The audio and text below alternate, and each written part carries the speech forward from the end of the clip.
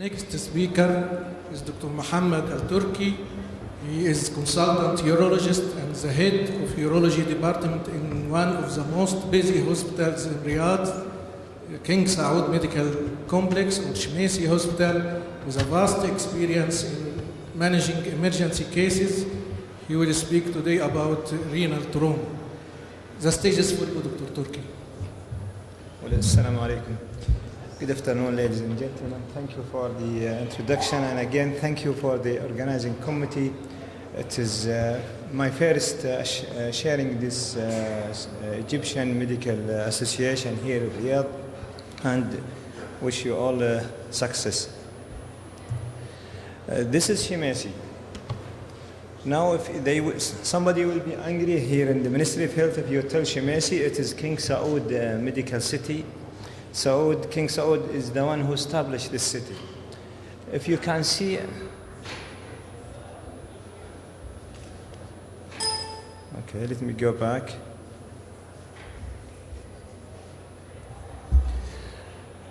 The square is disappeared, and you can count the number of cars here. Nowadays, you cannot move around. It's very difficult, it's very engaged area. Renal trauma is one of the major things we have in this hospital, and the incidence in general, it is urinary tract injury is around 10% of all the trauma. Renal trauma itself accounts for up to 5%, and kidney is the most common injured genitourinary organs. This is, we see it every day in this country, and I think in the Arab world is even almost the same. You can see the trauma where in the plane, in the train, in the cars. Even if you are walking on the side away, somebody can hit you down.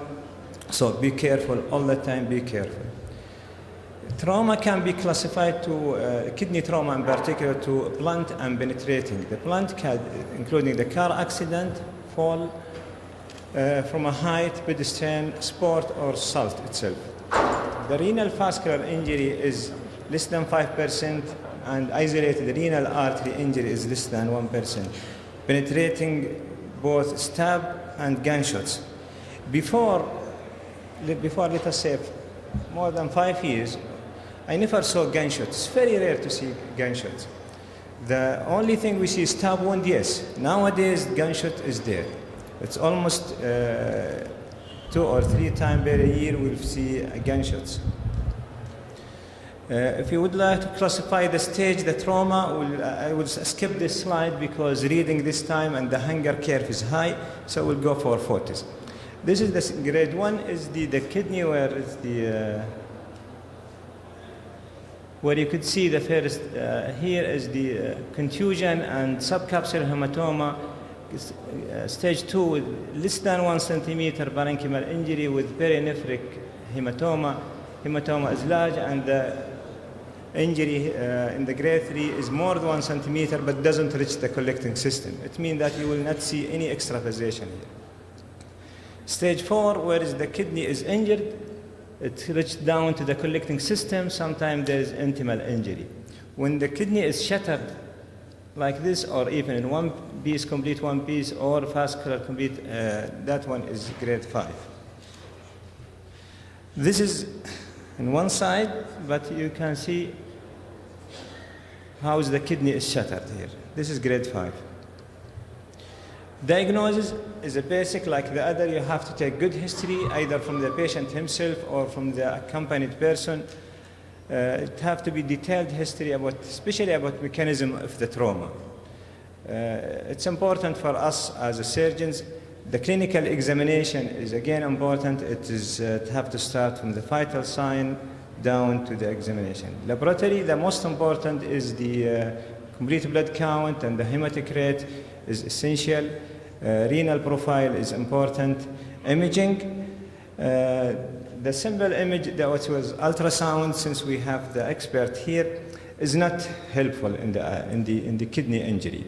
CT scan is the gold standard.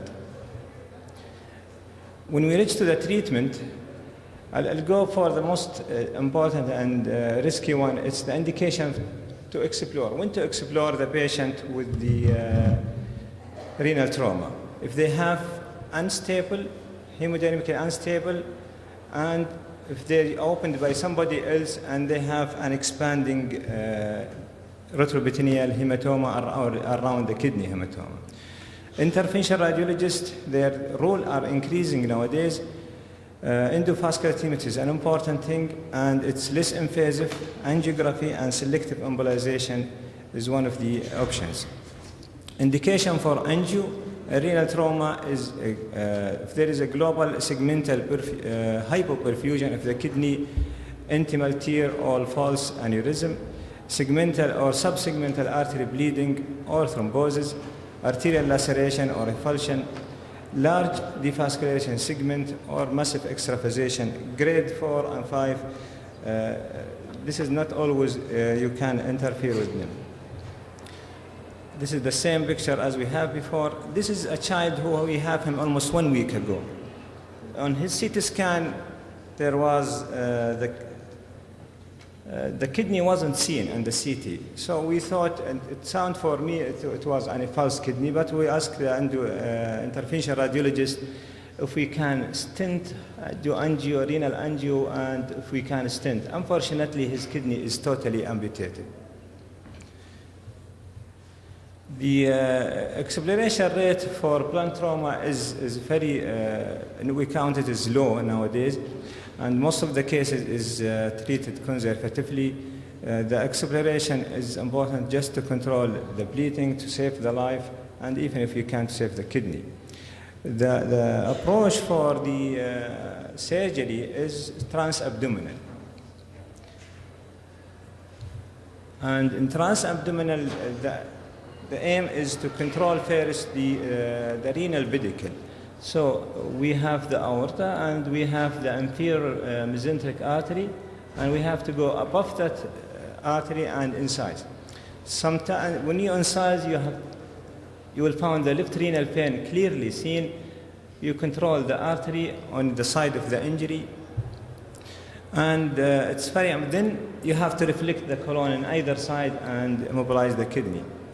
It's very important. Sometimes you have midline hematoma, which is expanding from the kidney to midline, where you cannot find the artery. So the landmark will be this vein, which is the inferior mesenteric vein. Renal reconstruction is feasible in most of the cases.